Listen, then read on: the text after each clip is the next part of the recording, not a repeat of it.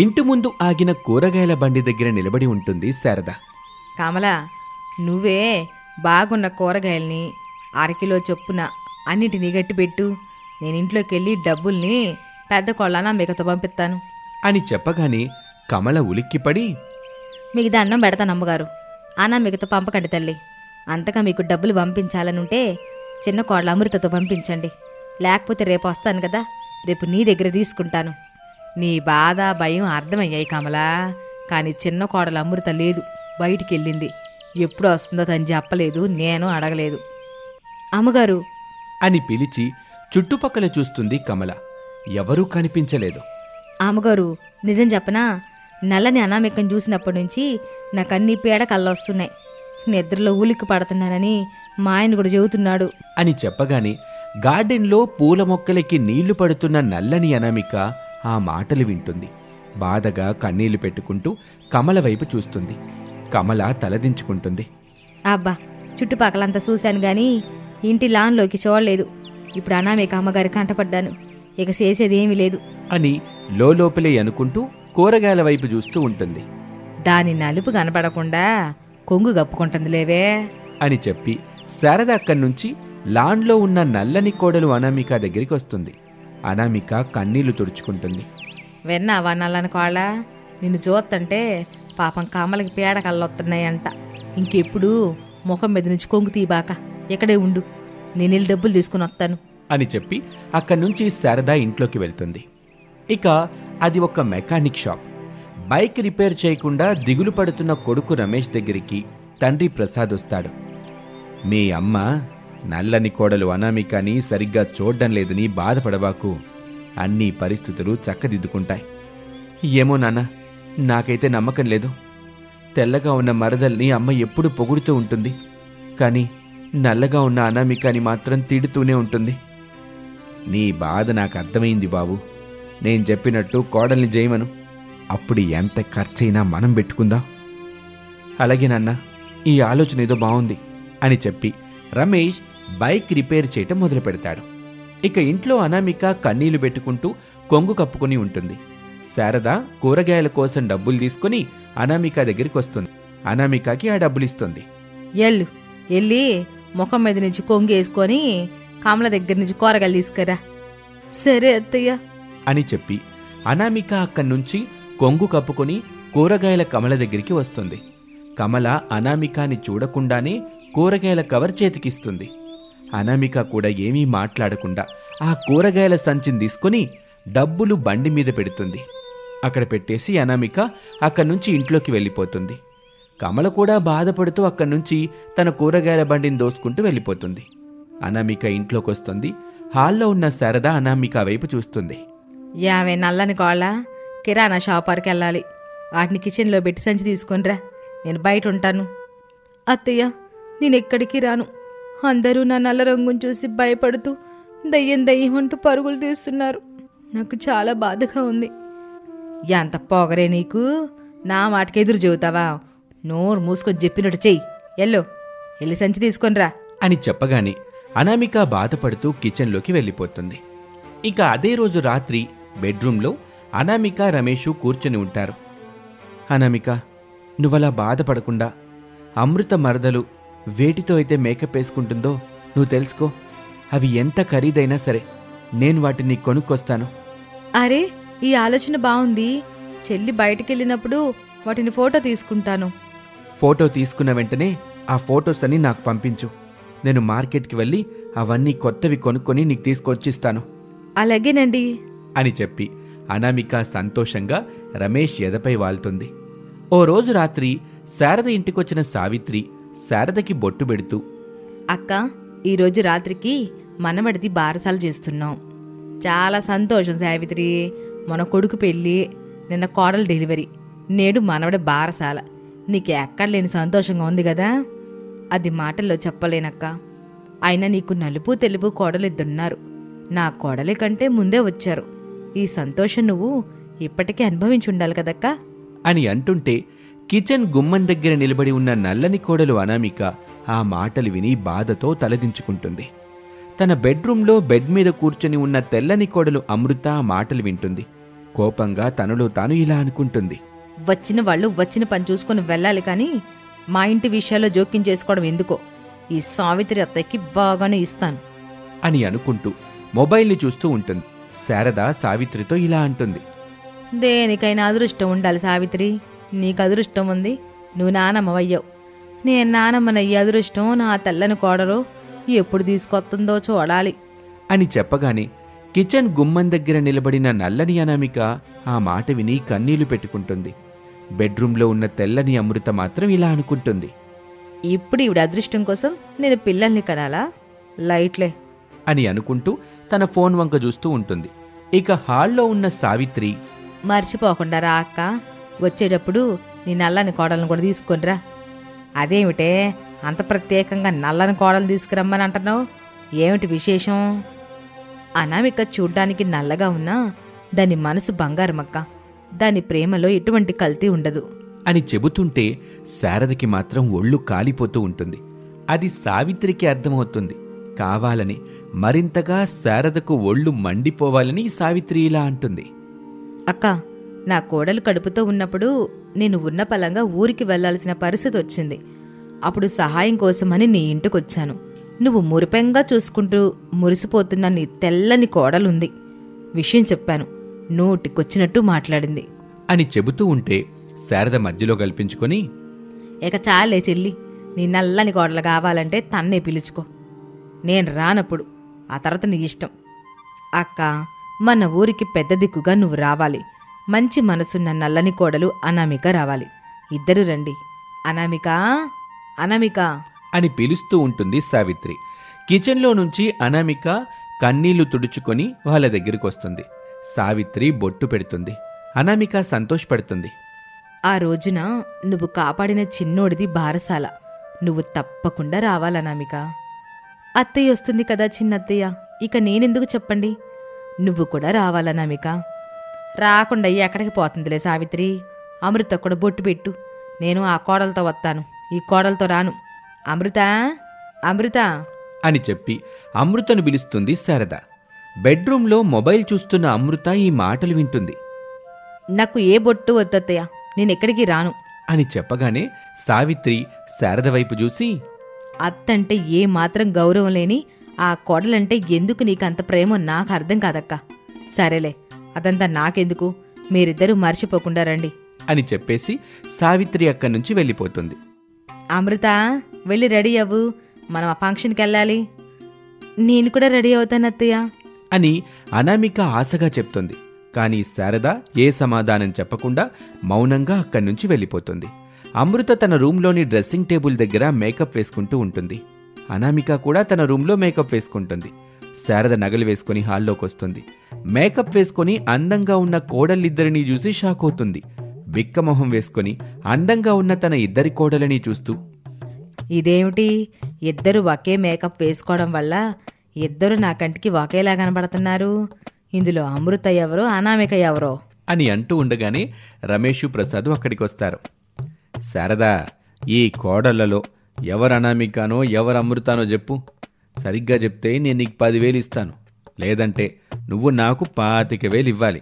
సరేనండి అని చెప్పి శారద అందంగా తయారైన తన ఇద్దరి కోడలని తీసుకుని లాన్లోకొస్తుంది. రమేషు ప్రసాద్ కూడా లాన్లోకొస్తారు. శారద నీళ్ల పైపుని ఎత్తి ఇద్దరి కోడళ్ల మీదకి నీళ్లు కొడుతుంది. అంతే, ఇద్దరు కోడళ్ళు నల్లగా ఉంటారు.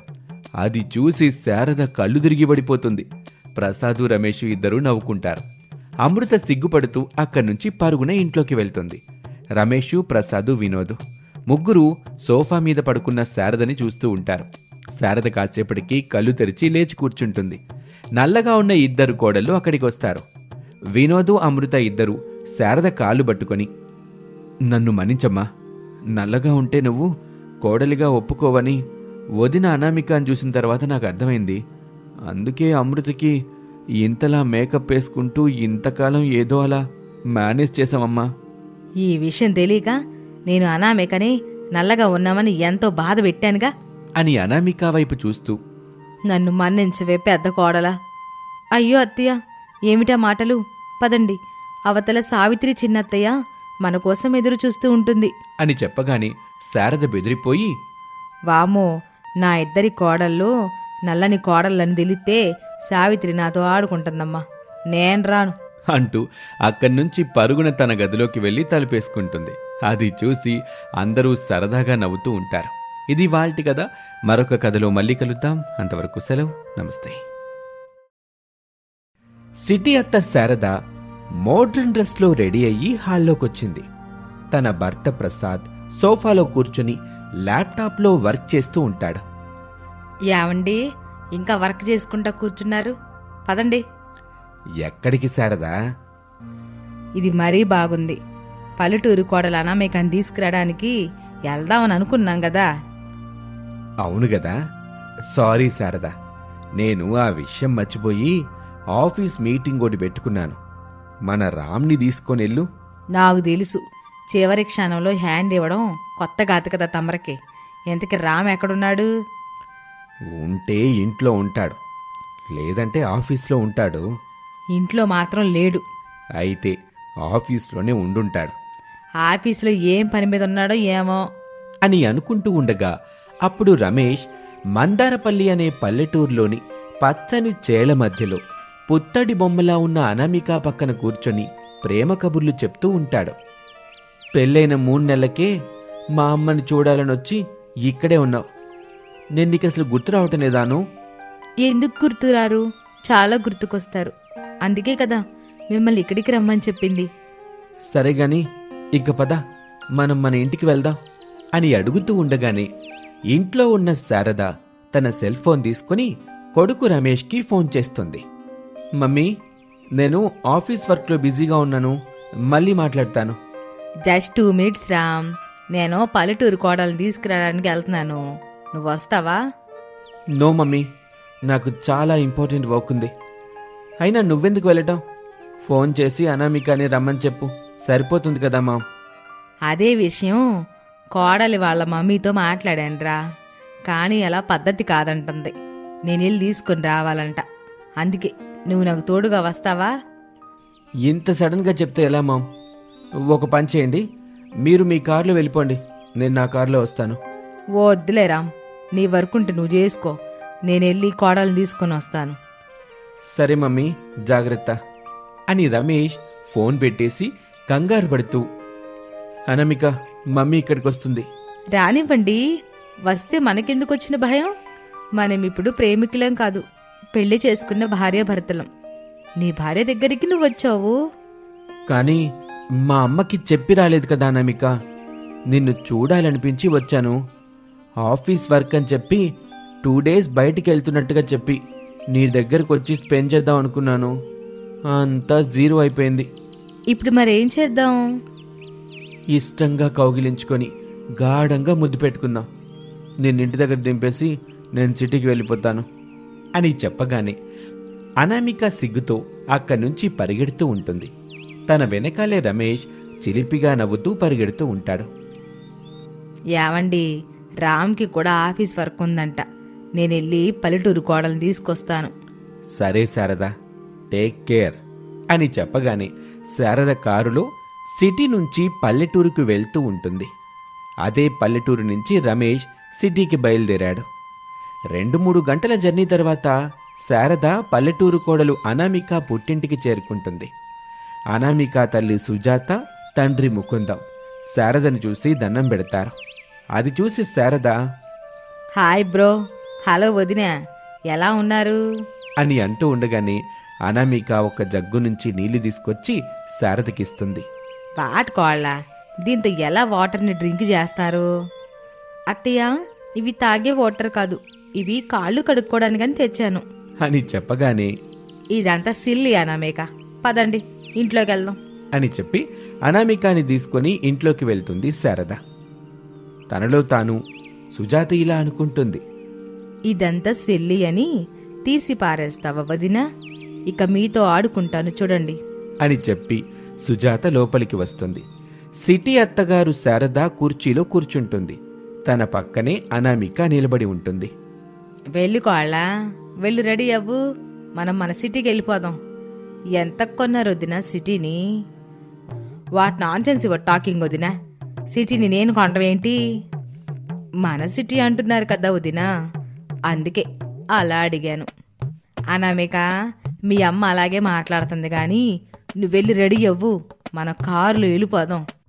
ఎక్కడికి వదినా వెళ్ళేది? సిటీ అత్త పల్లెటూరి కోడల్ని తీసుకెళ్ళడం అంటే మామూలు విషయం కాదు. దానికి చాలా పెద్ద కథ ఉంటుంది. దానికి చెయ్యాల్సిన పనులు కూడా చాలా ఉంటాయి.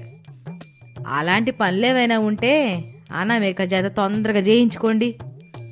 అనామిక చేయదొద్దినా, అనామిక అత్తగారు అంటే మీరే చెయ్యాలి. నేను చెయ్యాలా? నేనేం చెయ్యాలి? ఒక పని కాదొద్దినా, చాలా పనులు చెయ్యాలి. అలా అన్ని పనులు పూర్తి చేసిన తర్వాత అప్పుడు ముఖం కడుక్కొని అత్త కోడళ్ళు కలిసి వెళ్ళండి. ఆ పనులేవో చెప్పొద్దినా, చిటికీలో పూర్తి చేస్తాను. అయితే వినొద్దినా, పెరట్లో పేడ తట్టుంటుంది. ఆ తట్ట పట్టుకుని గేదెల దగ్గరికి వెళ్ళి గేదె పేడ వేస్తూ ఉండగా ఆ పేడ కింద పడకుండా అలాగే తట్టలో పట్టాలి. అలా ఆ పేడని తీసుకొచ్చి కల్లాపి చల్లాలి. పిడకలు కూడా చెయ్యాలి. ఎలాంటి ఉంటాయని నేను ఎక్కడ ఏం లేదు కదా వదినా. నాకు తెలిసి మీరెప్పుడు పల్లెటూరుకు వచ్చి ఉండరు కదా వదినా. అవును వదినా, నువ్వు చెప్పిన పని చేస్తాను పద అని చెప్పగానే సుజాత శారదను తీసుకుని పెరట్లోకి వెళ్తుంది. అక్కడ ఉన్న పేడతట్టని శారద నెత్తి మీద పెట్టుకుంటుంది. మోడ్రన్ డ్రెస్లో ఉన్న సిటీ అత్తగారు శారద పేడతట్టని నెత్తి మీద పెట్టుకుని నిలబడి ఉండడం చూసి అనామిక, సుజాత ఇద్దరూ ముసిముసిగా నవ్వుకుంటారు. నవ్వుకున్నది చాలు, గేదె దగ్గరికి పదండి. వద్దులేమ్మా, మళ్ళీ ఆయనకి తెలిస్తే ఏమైనా గొడవలవుతాయి. ఏం కాదులే తల్లి, అల్లుడికి మాత్రం ఏం తెలుసు ఇలాంటి ఆచారాలు ఉంటాయని. చెప్తే సరిపోతుంది, లేదంటే సిల్లి అంటుందా అని సుజాత శారదని తీసుకుని రోడ్డు మీదకొస్తుంది. అప్పుడే ఒక గేదె రోడ్డు మీద అలా వెళ్తూ ఉంటుంది. శారద దాన్ని చూస్తుంది. గేదె అంటే అదే కదా? అవును దినా, వెళ్ళి పేడని పట్టుకుని రండి అని చెప్పగానే శారద ఆ గేదె దగ్గరికి పోతూ ఉంటుంది. గేదె మోడ్రన్ డ్రెస్లో ఉన్న శారదని చూసి అరుస్తూ పరిగెడుతూ ఉంటుంది. ఆ గేదె వెనకాలే శారద కూడా పేడ తట్టని నెత్తిన పెట్టుకుని పరిగెడుతూ ఉంటుంది. అలా పరుగెత్తి పరుగెత్తి ఒక రాయి తగిలి రోడ్డు మీద పడుతుంది. శారద లేచి, చూడవే, నీకు కావాలంటే గుడ్ మార్నింగ్ చెబుతాను, గుడ్ నైట్ కూడా చెబుతాను. నువ్వు బిర్యానీ తింటానంటే బిర్యానీ కూడా తెచ్చి పెడతాను. నాకు ప్యాడివ్వు, లేకపోతే నేను పల్లెటూరి కోడల్ని తీసుకెళ్ళలేను అని బ్రతిమాలుతూ ఉంటుంది. పాపం ఆ గేదెకి జాలేస్తుంది శారదని చూస్తే. గేదె శారద దగ్గరికి వస్తుంది. శారద తట్ట పట్టుకుని ఉంటుంది. గేదె పేడేస్తుంది. శారద ఆ పేడ తట్టని నెత్తిన పెట్టుకుని సుజాత దగ్గరికి వస్తుంది.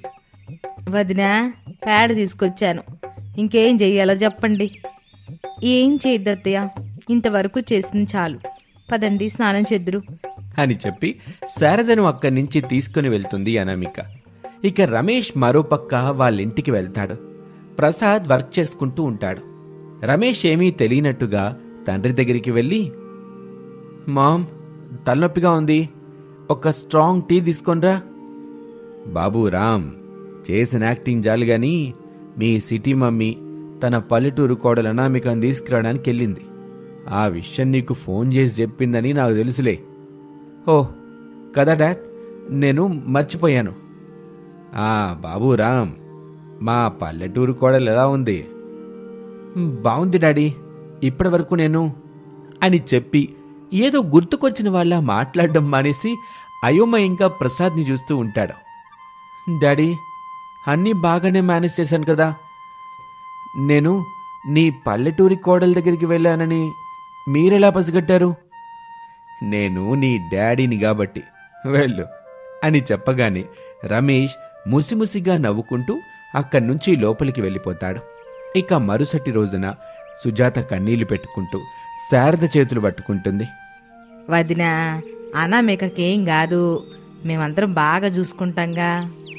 తెలుసు తెలియకు ఏమైనా తప్పులు చేస్తే పెద్ద మనసు చేసుకుని మన్నించండి. ఇలాంటి మాటలు నువ్వు నాకు అప్పగింతలప్పుడు చెప్పావు కదా, ఇప్పుడు మళ్ళీ చెప్పడం ఎందుకు వదినా? తల్లి మనసు నేను అర్థం చేసుకున్నాను, ఇక మేము బయలుదేరతాంలే అని చెప్పి శారదొచ్చి కారులో కూర్చుంటుంది. అనామిక తల్లికి తండ్రికి వీడ్కోలు చెప్పొచ్చి కారులో కూర్చుంటుంది. శారద తన కారుని సిటీ వైపు పోనిస్తూ ఉంటుంది. కొంత సమయం తర్వాత ఇంటికి చేరుకుంటారు. ఇక కొత్త కోడలి ఇంటికి రావటంతో ఆ ఇంట్లో అందరూ సంతోషంగా ఉంటారు. ఈ విధంగా అనామిక తన పుట్టింటి నుంచి తన సిటీ అత్తగారి చేత అత్తవారింటికి తీసుకుని వెళ్ళబడుతుంది. ఇది ఇవాల్టి కథ. మరొక కథలో మళ్ళీ కలుద్దాం. అంతవరకు సెలవు. నమస్తే.